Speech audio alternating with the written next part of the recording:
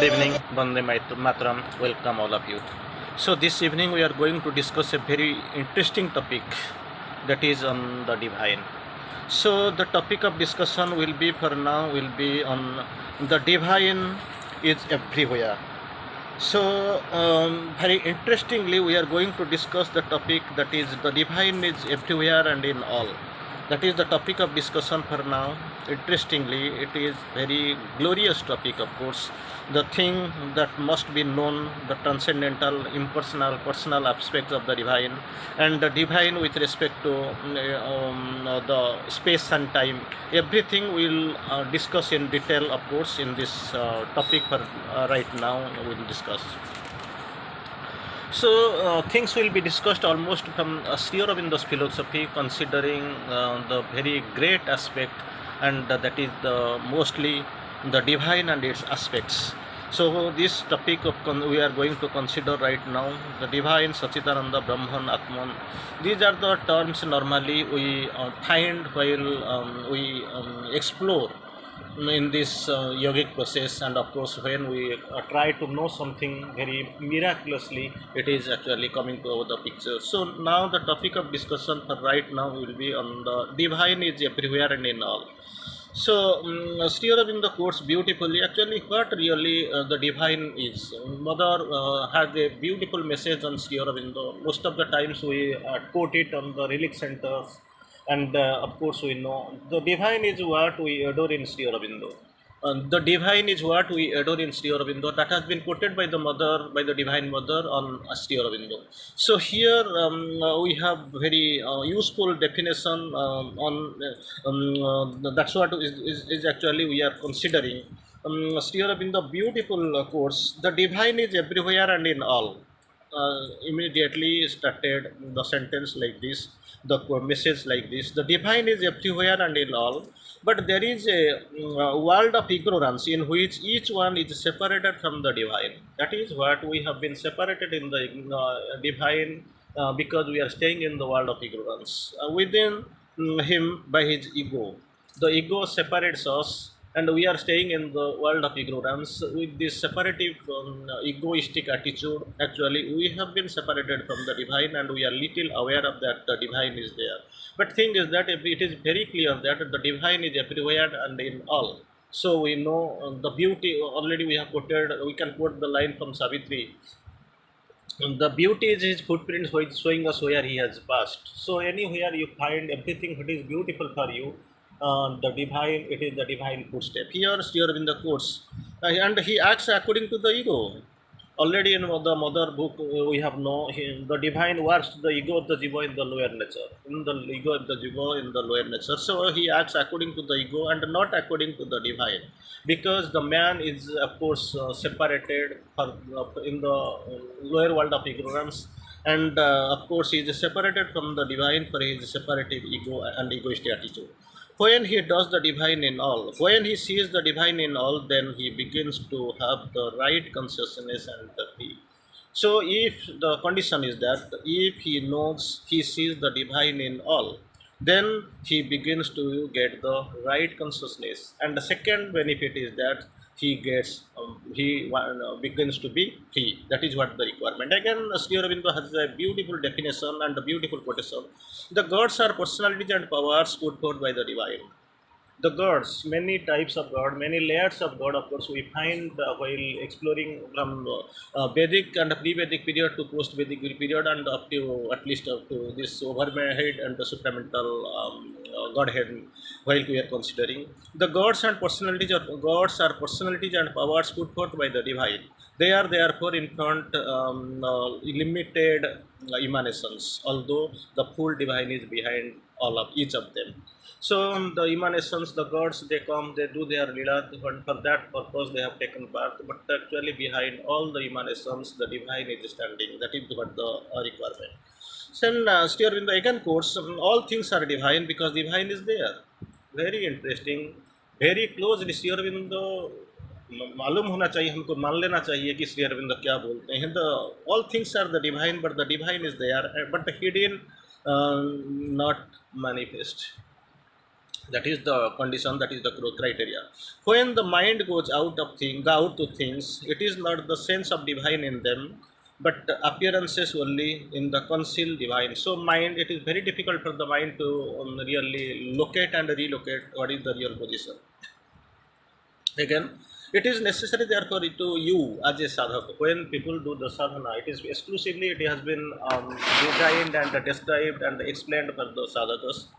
Now, Sri Aurobindo quotes what we have to do. It is necessary therefore for you as a sadhaka to turn entirely to the mother to whom the divine is manifest. Very interestingly, to turn towards the divine to whom the divine is manifest, and not run after the appearances. Already, Mother has, Sri Aurobindo has quoted beautifully explained.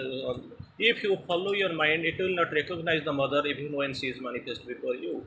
So, mind that looks at appearances, trust the godlike element in you, that is the psychic being, and she will make all elements in you into the state of the divinity. So, naturally, the manifest and not run after the appearances, the desire of which, the interest in which desire appearances, and interest in which prevents you from meeting the divine. Initially, Mother has quoted, Sri Aurobindo has quoted, this is a world of ignorance. Second thing, people are staying in their mind, which is not that much enlightened, and of course, it is very limited. Third, there are desires, and mostly mind, with the mind, they look at appearances. Desire is a prime factor that actually stands as an obstacle, and a vested interest that prevents you from the meeting the divine. So, to get rid of all, it is the most required condition, precondition is that for the safety, purpose of safety, turn towards entirely to the divine, to the mother to whom the divine is manifest.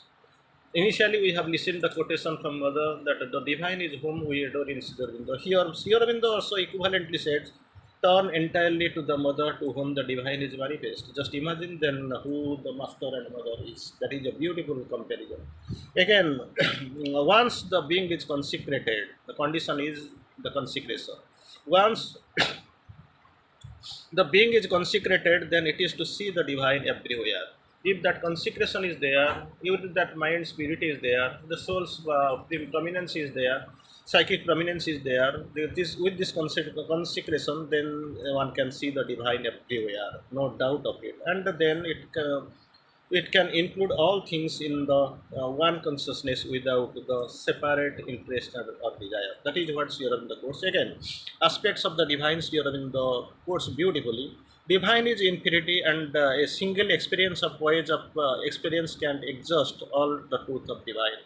So, divine is infinity. It has to be understood is infinity, no, not only in the theoretically but in the reality. One must go beyond the mind altogether.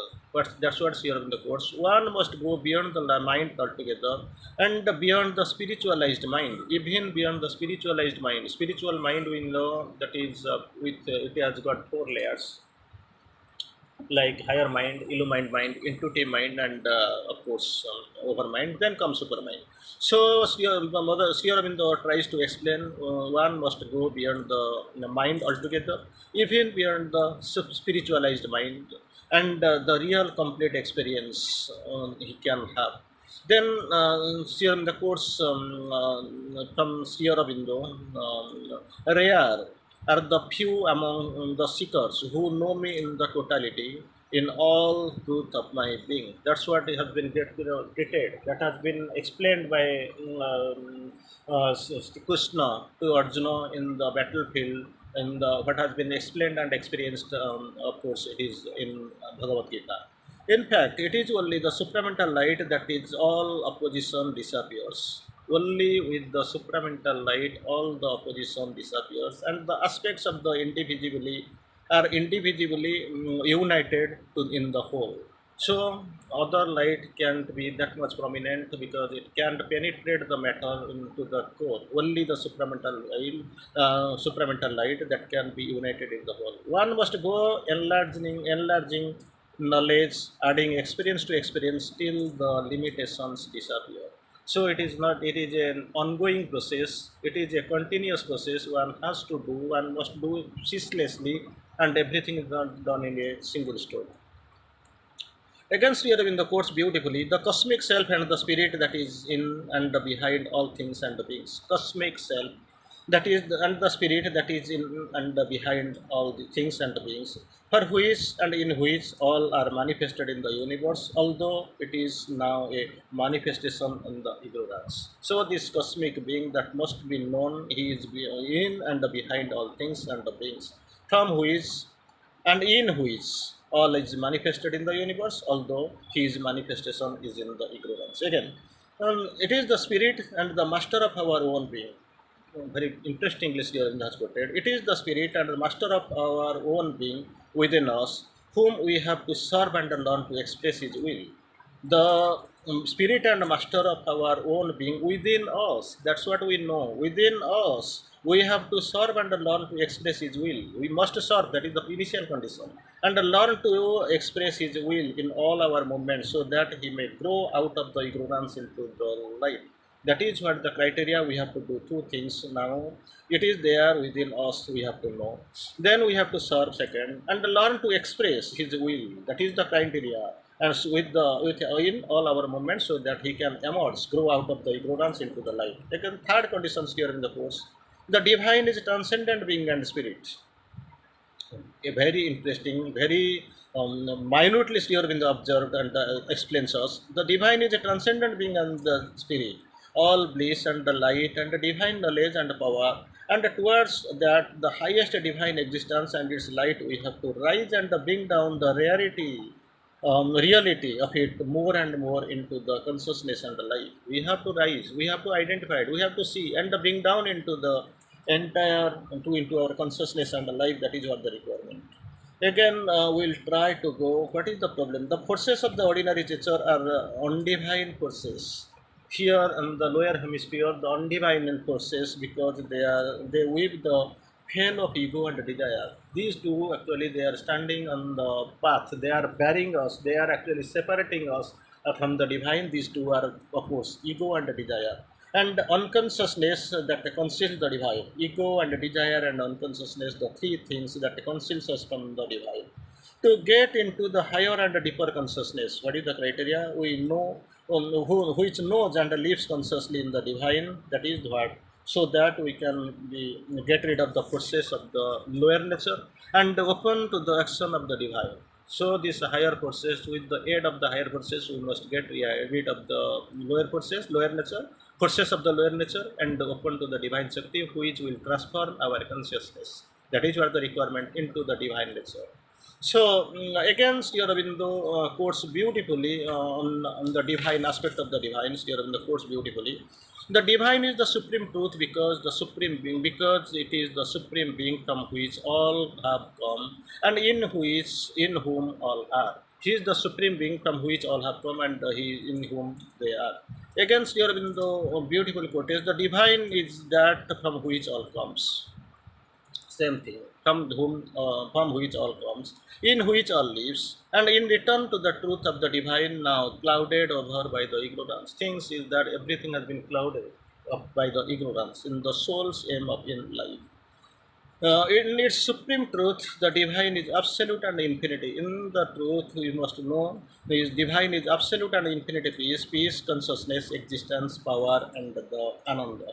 So, again, here in the quotes, the divine is neither personal nor impersonal. Interestingly, we have to observe and we have to know clearly. Formless or formed, he is the divine.